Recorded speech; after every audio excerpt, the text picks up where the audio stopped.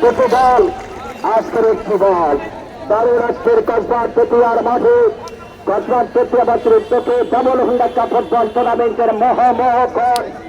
দুটি শক্তির মানুষ দুটি ইয়াং মানুষের দুটি দল একটা বাদশা কাউন্টার কিংস কাপ পক্ষান্তরে আরেকটা সজীব ভূঁইয়া যিনি আগামীতে পৌর মেয়র পদের প্রার্থী তিনি হচ্ছেন তার এই মুহূর্তে মাঠে কথা চলছে মাইক্রোফোনটা বন্ধ থাকবে তারপর কথা হবে ধন্যবাদ